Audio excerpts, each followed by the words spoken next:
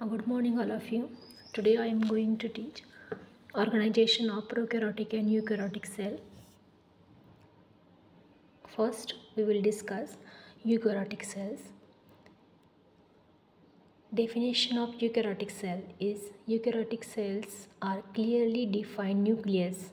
Examples: animals, plant, fungi, protist, nucleus present. म्हणजे युकॅरियोटिक सेलमध्ये nucleus present असतो आणि जे सगळे ऑर्गनली आहेत तर ते पूर्ण सेल बाउंडेड असतात, म्हणजे त्याला आउटर कवरिंग असतं. आणि प्रोकॅरियोट्समध्ये ते असे विखुरलेले असतात, त्याला प्रॉपर ऑर्गनलीजला अशी बाउंड्री नसते साईडला. आणि युकॅरियोटिक सेलमध्ये न्यूक्लियस प्रेझेंट असतो आणि cell size is large 1 to 100 mm. DNA replication is highly regulated. ह्याच्यामध्ये DNA रेप्लिकेशन हायली रेग्युलेटेड असतं.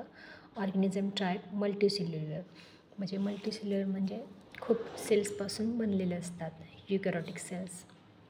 युकॅरियोटिक ऑर्गॅनिझम्स क्रोमोझोम मोर दॅन 1, एकापेक्षा जास्त क्रोमोझोम्स प्रेझेंट असतात युकॅरियोटिक सेलमध्ये.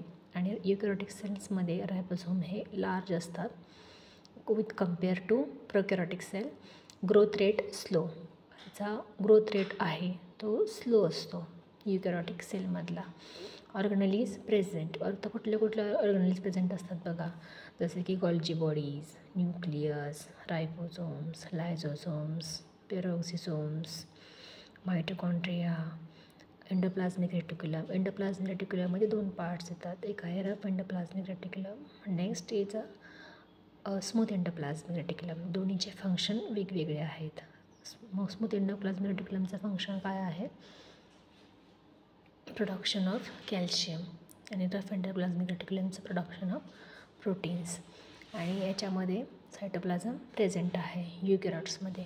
ओव्हरऑल जर बघितलं आपण तर युकॅरियोट्स कसे आहेत? वेल डेव्हलप आहेत, म्हणजे त्याच्यामध्ये न्यूक्लियस आहे,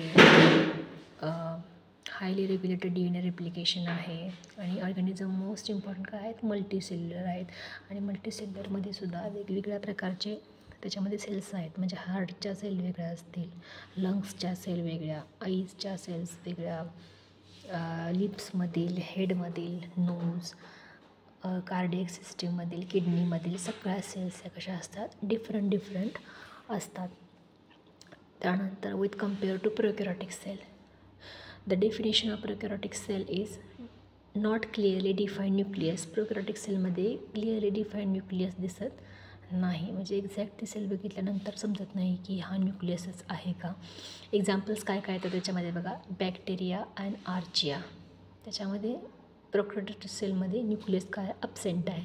cell size small than 5 mm, खूप छोटी सेल साईज असते. DNA replication replicate entire genome at once. DNA replication कसं होतं? एंटायर म्हणजे एकदाच पूर्ण जिनोमचं रेप्लिकेशन केलं जातं. Organism type unicellular. हे जे ऑर्गॅनिझम्स आहेत ते कशा आहेत? युनिसेल्युलर आहेत, एका सिंगल सेलपासून बनलेले आहेत. Chromosome 1 long single loop of DNA, आणि याच्यामध्ये एकच क्रोमोझोम असतो. आणि रायबोझोम कसे असतात? स्मॉल असतात रायबोझोम्स. ग्रोथ रेट असतो फास्ट, म्हणजे खूप फास्ट ग्रो करतात हे. रिप्रोडक्टिव्ह रेट पण यांचा फास्ट असतो. आणि युकॅरियोटिकमधला रिप्रोडक्टिव्ह रेट कसा असतो? स्लो असतं. आता रिप्रोडक्टिव्ह रेट म्हणजे याच्यामध्ये बघा, हे एका वेळी खूप ऑर्गॅनिझम प्रोड्यूस करू शकतात with asexual method also and sexual method also. पण युकॅरियोट्समध्ये फक्त सेक्शुअल रिप्रोडक्शन होतं आणि ते खूप कमी प्रोजेनी प्रोड्यूस करतात लाईफ टाईममध्ये, आणि हे खूप प्रोड्यूस करतात.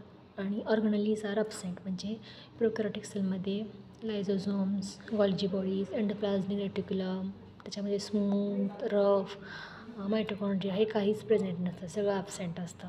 आणि सायटोप्लाझम ह्याच्यामध्ये प्रेझेंट असतो. तर अशा प्रकारे आपण डिफरन्स बिटवीन म्हणजे की पॉईंट्स बघितले.